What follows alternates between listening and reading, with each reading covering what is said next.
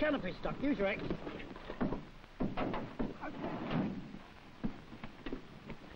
There's free fuel about. Place his pole on the port wing. You give me a hand to lift him out. Yes, Make it safe.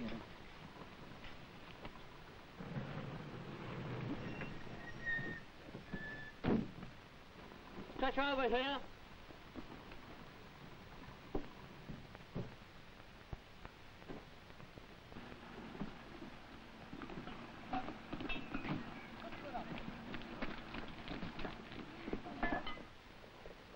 He's all free.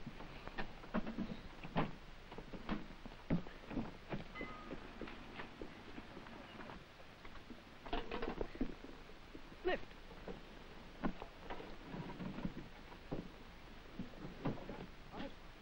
Up. There's the free end.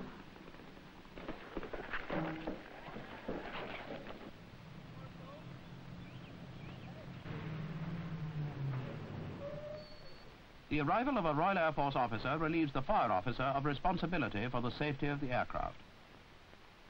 Stand by.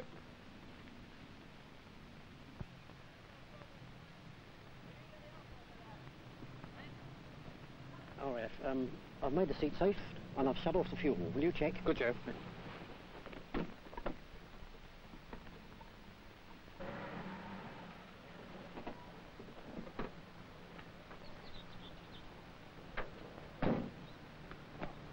The aircraft's over there, sir. Right. Engine.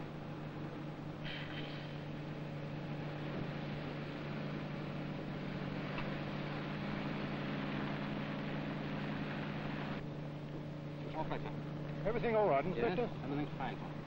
Do you need any more of my men on the job? No, sir. I think you've got it very well covered. We sent the stop message back on arrival. Oh, that's covered.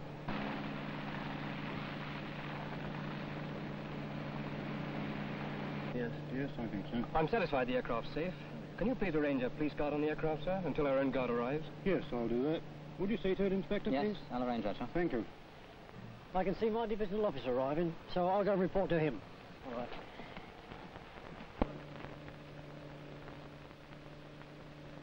The house fire is being rapidly brought under control. In side roads, the Civil Ambulance Service and RAF medical orderlies are dealing with minor casualties. Are you injured? No, Yes, thank you. The police have the traffic situation well in hand. Right, what did you want? Aircraft has crashed, sir. Where do you want to get to, sir? Town centre. You turn round, sir, go back, take the first on the left, that'll lead you to the town centre. Thank you. Right, sir. Well, make sure you search the area before you leave. I'll cooperate with the police in doing that, sir. Right.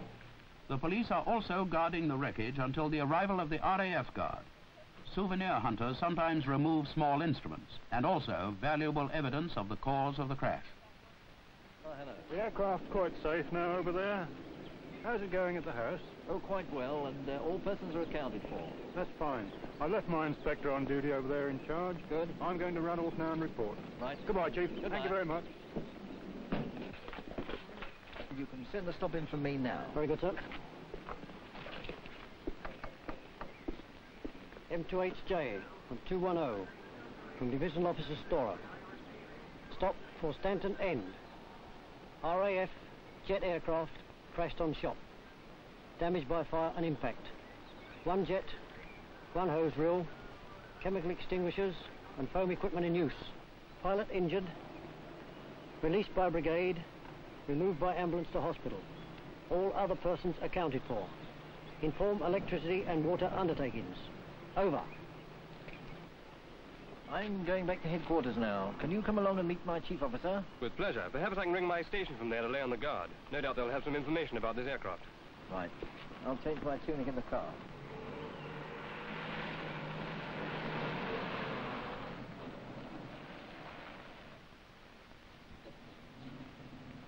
The main facts have already been reported to the County Fire Brigade headquarters.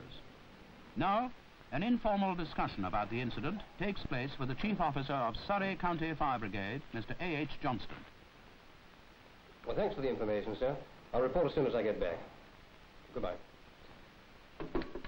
Well, they've had a signal about the aircraft, gentlemen. It's fairly clear what happened. He lost radio contact and stooged around looking for somewhere to land, then ran out of fuel. He was obviously heading for that field, but unfortunately he didn't quite make it. I'm not quite clear on one point. If he ran out of fuel, why was there so much splashed about? Well, aircraft tanks never run completely dry, of course.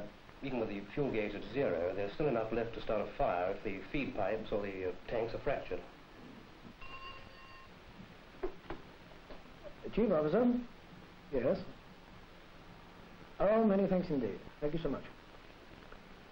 That's the hospital to say that the pilot is not seriously injured. Yeah, that's good news. But, you know, a thought struck me on the way here in the car. Supposing this had been a trooper crash, how would the medical people cope with a situation like that? There's not a service hospital around here for miles. Oh, it's taken very good care of, you know. All the emergency services are very closely coordinated. And the sort of thing that would happen is that as soon as an emergency occurred, all the services are informed and alerted, including the hospitals, and very quickly you get a mobilization of ambulances, as well as other services, of course, at the scene. And I think you could take it that that would work out pretty good. Yes, that certainly seems to be the answer. Well, there has to be an answer, you know. With an emergency service concerned with saving life, you can't take any chances. And that, of course, is the most important job we do. Coordination between the civilian services and the Air Ministry Fire Service is maintained at a high level. Demonstrations of new equipment are given as progressive ideas to aid firefighting and rescue are developed. And now, the Air Ministry Principal Fire Service Officer, Mr. E.J.C. Williams, will summarize on this vital subject.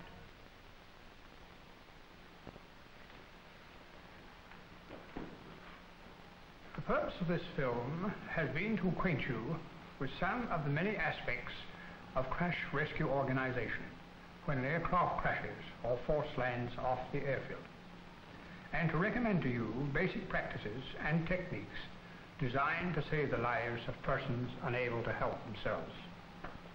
I hope that the substance of this film will result in an increased appreciation by all concerned of the many problems associated with crash rescue, and of the great efforts which are constantly being made to minimize the hazards and improve the means of combating them when they occur.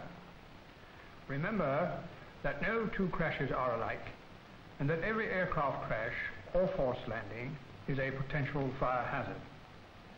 Those first on the scene of a crash must rapidly assess the situation in the light of their knowledge of the subject, and then act quickly. Rescue operations, far from being uncommon, are normal, and since any crash is likely to imprison crew members, rescue work assumes paramount importance. Nowhere, not even in ordinary firefighting, do seconds count so much. If this film helps to save even one life in an aircraft crash, it will have achieved its object.